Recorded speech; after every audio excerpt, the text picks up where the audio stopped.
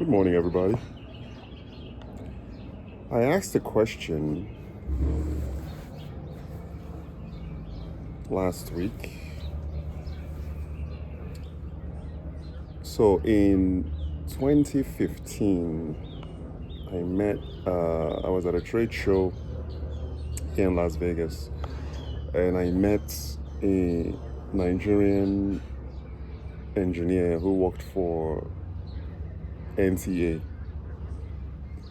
He was at this trade show on behalf of I think NTA, is it Nigerian Television Authority or National Television Authority? Correct me, whichever one it is. But anyway, so he was an engineer working for the NTA. He came to the trade show just on business. We exchanged numbers, and 9 years later, I heard from him. 9 years later, a couple of weeks ago, this is 2024. He messaged me on WhatsApp, just a generic hi. I did not save the guy's number. I don't remember collecting his number, so I didn't have it in my phone. So maybe I just gave him mine. And anyway, 9 years later, he reached out to me and said hi. And I asked, who is this? And he reintroduced himself. Well, we met back in 2015 in Vegas. I was an engineer with NTA on business. So we kind of exchanged a few pleasantries back and forth, nothing too major. So one thing led to another. Anytime I'm talking to Nigerians back home, I'm always interested in learning about what's hot and what's not in terms of business. And right away I told him that I was not interested in discussing any negativity. It's just not my thing. It does nothing for me. I'm a businessman. I'm always looking for information and opinions on certain businesses in Nigeria. So I asked him, where are the opportunities in Nigeria at the present moment? Where can Nigerians abroad invest? In what sectors can we invest in Nigeria? And he responded with importing and selling of private cars. And I'm like, no, seriously, where are the opportunities? And he responded again, buying and selling of cars in Nigeria. I wholeheartedly disagree with that. And I'm like, are you sure about this? He said yes. I said, okay, it's good to know. And that was just the end of that conversation. So let me tell you a little bit about my US car exportation to Nigeria and selling of cars, used cars. I first got into that business in 2003, 2004, 20 years ago. I had a dealer's license at the time, an auto dealer's license, which allowed me to go to auctions and buy used cars, and then resell them for a profit. So I remember buying an Isuzu Rodeo, a Mitsubishi Montero at the time. Prepped it all up. At that time, headrest screens. Where you have the little monitor on the headrest where you can play DVDs and things of that nature was in vogue at the time. So I bought the vehicles, took them to an auto shop, and had the monitors installed in the back seats. I remember at the time they also told me that, oh, leather is raining. I got rid of the upholstered seats and installed leather seats, thinking it was going to increase the value of the vehicle. So anyway, I sent the two cars to Nigeria, the Mitsubishi Montero and it was a Mitsubishi Montero, Isuzu Roadie. I also bought a Nissan Altima too. So I had about 3 or 4 cars that I sent to Nigeria. And I had a childhood friend at the time who my job was to procure the vehicles, get them ready for export, send it over to Nigeria, and his job was to sell the vehicles, take his commission, deposit the money, and remit the money back into my bank account in Nigeria, so I can convert it from Naira into dollars and repeat the process. The business failed woefully because, number one, I was dealing with people in Nigeria. The guy that I was working with didn't really understand the concept of expenses, business operations, marketing, profit and loss. He really didn't understand that concept. Their own thing was just send the car to Nigeria, I'm going to sell it. But me, on this other side, I was thinking, okay, what's my profit margin? How can I make this? So when I did the calculation on my end, it made a lot of sense. But then when the cars got to Nigeria, the prices that I was getting was unheard of. I wasn't even able to, some of the prices that people were offering to buy the cars for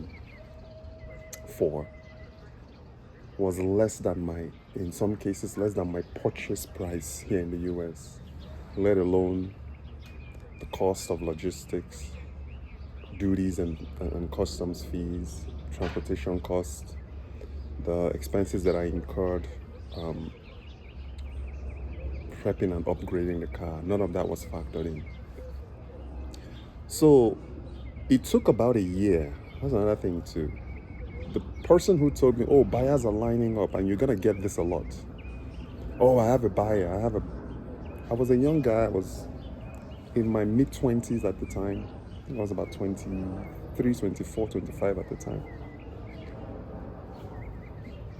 The juice is not worth the squeeze. You're going to get this a lot especially when you are doing business in Nigeria, where things tend to be amplified. The vehicle sat for a year before any of them were sold. And after all said and done, when I was able to, out of frustration, I just said, you know what? Sell them at cost.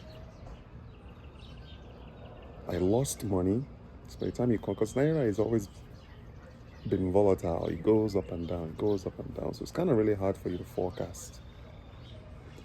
So anyway, after about a year, I told this guy to just go ahead and just sell the vehicles. And by the time that I paid commissions and all that stuff, and by the time I converted the money back to US dollars, I had lost thousands and thousands of dollars. And I vowed to never, ever, ever, ever, ever again ship private cars to Nigeria for sale. Because you are also competing with, the vehicles that I bought were from the auction, so they were in running condition. You were able to check what we call Carfax reports, the history of the vehicle, to know if it's been accidented and things like that. So the vehicles that I bought were from private owners who were just looking to sell and get rid of their cars. And now you fast forward to 2024, where I would probably say 9 out of 10 cars that are shipped to Nigeria, used cars, are cars that have been rejected on American roads or on Western roads and just dumped in Nigeria.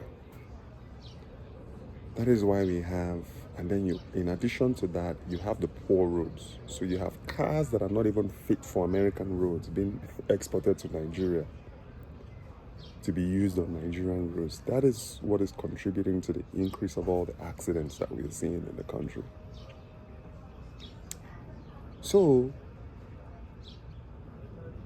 2 years ago, I have a 2012 Hyundai Elantra. That was my primary car in the United States that I shipped to Nigeria, but it's not for sale. This is my personal car. It's garaged in my house in the village. I have the keys. Anytime I go home, I rent a car battery, operate my vehicle for the 2 weeks that I'm there. And then when I'm done, I give the car battery back. I park the car, garage it, cover it up, and give the car battery back to the owner. That is how that is the extent of me exporting vehicles to Nigeria for sale, for profit. I will never ever do it again. Now, on the flip side of that, and this is an area that I am actually interested in going into, is buying and shipping commercial vehicles like a dump truck, box truck, agricultural machineries like tractors. This is an area of opportunity where I can see myself leasing the vehicles out to companies. Okay? Or having a driver who can make deliveries for me on behalf of companies. That is a unique area of opportunity that I'm looking into, and I haven't done anything yet with it. But it's something that I'm interested in. So if anyone who is watching this has experience in that realm of commercial vehicles like trucks, tippers, here we call them dump trucks. In Nigeria, they call them tippers, tractors. I would be interested in learning and hearing more about your opinion in that area, and if it's something that you would recommend for people abroad to get into. Now, I'm not talking about buying and sending it to Nigeria to sell for a profit. I'm talking about actually buying it, keeping it, and then getting into the leasing game. So I don't, from just based on my personal experience, would never ever recommend anyone, no matter what you hear in Nigeria, or you send a car, we sell it, you make money. This isn't something that I would recommend for you to do. You are more than welcome, and it's okay to ship a car for your own personal private use.